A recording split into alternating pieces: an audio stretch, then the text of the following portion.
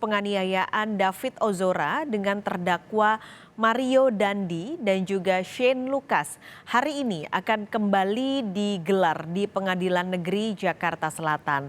Siang hari ini agenda sidang akan mendengarkan keterangan dari dua ahli pidana yang merupakan saksi atau keterangan ahli dari jaksa penuntut umum. Pada hari ini, dua terdakwa akan digabung sidangnya seperti biasa, yaitu Mario Dandi dan juga Shane Lucas. Namun sampai saat ini, saudara, masih belum bisa dipastikan siapa saja ahli pidana yang akan dihadirkan di muka persidangan pada hari ini oleh jaksa penuntut umum. Namun seperti kita bisa lihat suasana terkini di ruang sidang, kuasa hukum dari Mario Dandi dan juga Shane Lucas sudah bersiap di dalam ruang sidang Pengadilan Negeri Jakarta Selatan.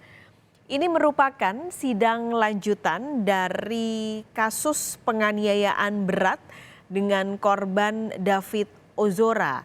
Pada pekan lalu, saudara, sidang ini menghadirkan mantan kekasih dari Mario Dandi, yaitu Anastasia Amanda. Pada sidang pekan lalu, saat menghadirkan Amanda sebagai saksi untuk terdakwa Mario Dandi dan juga Shane Lucas, Amanda hadir menggunakan kursi roda dan dalam persidangan ini sempat pingsan. Meskipun setelahnya majelis hakim meminta tim kesehatan untuk mengecek apakah memang kondisi dari Amanda ini bisa melanjutkan persidangan atau tidak.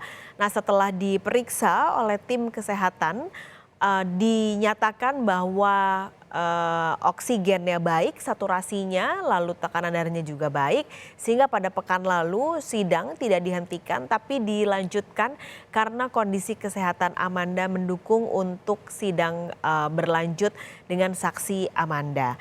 Kita akan langsung menuju ke Pengadilan Negeri Jakarta Selatan. Tifal Solesa sudah ada di Pengadilan Negeri Jakarta Selatan.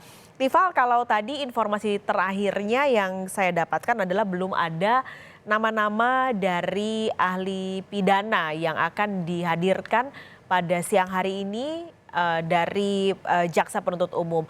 Nah, apakah sudah Anda dapatkan informasi dari Pengadilan Negeri Jakarta Selatan siapa-siapa saja ahlinya?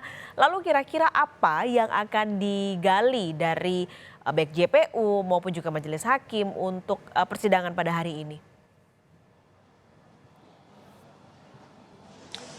Informasi soal ahli yang dibawa oleh jaksa penuntut umum dalam sidang lanjutan penganiayaan berat terencana terhadap David Ozora ini sebetulnya berlaku dinamis. Awalnya dari kalangan pewarta menerima kabar akan ada satu ahli pidana yang dihadirkan jaksa. Namun terakhir konfirmasi yang saya dapatkan dari penasihat hukum Shane Lucas Lumbantoruan, Happy Sihombing, lewat pesan singkat kepada saya, ada dua nama yang akan dibawa jaksa sebagai ahli hukum pidana dalam sidang lanjutan pada hari ini yang jadwal seharusnya berlangsung pada pukul 10 pagi waktu Indonesia bagian Barat. Dua nama tersebut adalah Ahmad Sofian dan Alfitra. Tapi kalau spesifik akan menggali soal apa, ini masih harus melihat dinamika di persidangan lagi nanti. Cuman kalau merujuk dari atribusi atau status dari ahli ini sebagai ahli hukum pidana, bisa jadi ini tidak akan jauh kaitannya dengan pendalaman unsur-unsur perkara atau unsur-unsur pidana yang sesuai dengan pasal dakwaan yang dialamatkan kepada kedua terdakwa, baik itu untuk Mario Dandi Satrio maupun juga Shane Lucas Lumbantoruan begitu. Untuk nama-nama lainnya ini masih butuh konfirmasi apakah akan ada perubahan, ini tentu berlaku dinamis sehingga ini juga masih akan kami kawal lagi lebih lanjut. Tadi sempat saya singgung masalah pasal-pasal dakwaan. Kita perlu ingat lagi bahwa untuk kedua terdakwa ini punya lapisan dakwaan berbeda dalam surat dakwaan masing-masing sekalipun unsur primernya, dakwaan primernya itu sama, yakni di pasal 355 ayat 1 KUHP, jungto pasal 55 ayat 1 ke 1 KUHP yang pada intinya menegaskan keduanya didakwa melakukan upaya penganiayaan berat dengan upaya perencanaan terlebih dahulu, maupun juga dengan pasal subsidiarnya adalah upaya penganiayaan berat yang mengakibatkan luka-luka berat kepada korban David Ozora. Ini sesuai dengan pasal 353 ayat 2 KUHP jungto pasal 55 ayat 1 ke 1 KUHP. Ancaman pidana maksimal untuk keduanya sama, yakni 12 tahun kurungan penjara, itu untuk dakwaan primernya. Sementara yang berbeda di sini adalah dakwaan alternatifnya. Untuk Mario Dandi Satrio ini dikenakan satu dakwaan alternatif, yakni di pasal 76C jungto pasal 50 ayat 2 Undang-Undang Perlindungan Anak dengan pasal pengaitnya 55 ayat 1 ke 1 KUHP, yang pada intinya ada pidana penjara apabila kemudian Mario Dandi Satrio ini terbukti melakukan upaya untuk menganiaya ataupun upaya untuk melakukan kekerasan terhadap anak secara bersama-sama. Itu dikaitkan di pasal 55 ayat 1 ke 1 KUHP.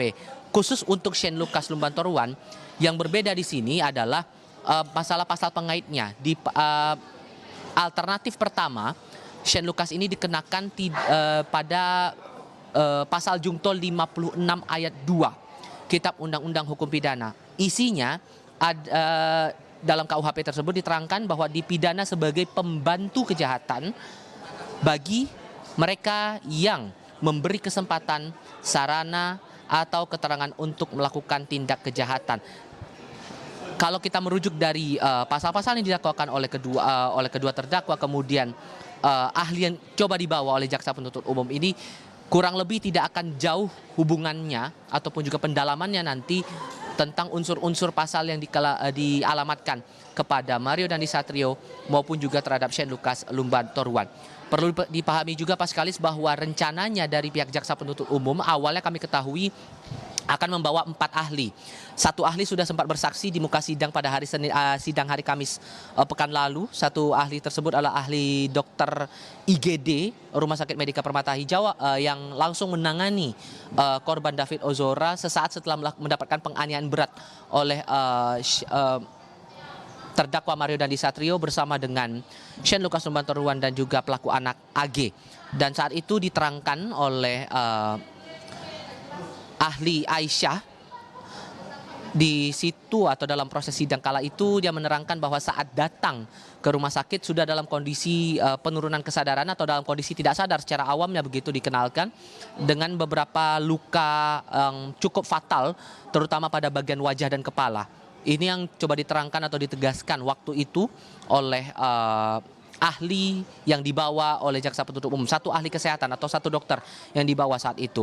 Harusnya waktu itu dibawa juga satu dokter lagi, Yeremia Tatang, yang kemudian menjadi dokter lain di rumah sakit yang berbeda, di Rumah Sakit Mayapada Kuningan, Jakarta Selatan, yang ikut menangani David Ozora selama berhari-hari hingga lebih dari 1 bulan kala itu dirawat di Rumah Sakit Mayapada Kuningan, Jakarta Selatan karena mengalami beberapa luka yang cukup parah, terlebih ada masalah syaraf yang terbilang cukup fatal sehingga membuat ia mengalami kesulitan bicara dan kesulitan bergerak, bahkan hingga saat ini proses pemulihannya masih terus berjalan.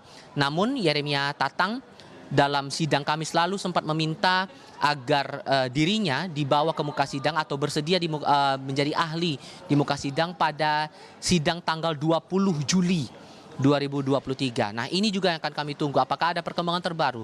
Entah Yeremia Tatang akan dibawa di jadwal sidang yang berbeda, sudah ditetapkan, atau justru ada perubahan. Lalu kemudian dari 2 nama ahli pidana yang akan dibawa rencananya pada hari ini, apakah keduanya dipastikan hadir atau hanya salah satu, atau justru akan ada perubahan nama lagi? Ini yang menarik untuk dicermati sejauh ini. Sementara untuk kedua terdakwa yang saya lihat pada sidang lanjutan hari ini sudah tiba di Pengadilan Negeri Jakarta Selatan menggunakan mobil tahanan milik Kejaksaan Negeri Jakarta Selatan. Pada pukul 9.30 keduanya sudah turun dari mobil tahanan dan menuju ke tahanan pengadilan untuk menunggu jadwal sidang. Yang kami cermati sampai dengan saat ini, penasihat hukum dari terdakwa Shane Lucas Lumbantoruan sudah ada di sini dengan koordinatornya adalah Happy Sihombing, sudah berada di dalam ruang sidang. Sementara di meja jaksa penuntut umum belum tampak. Ini masih kami tunggu.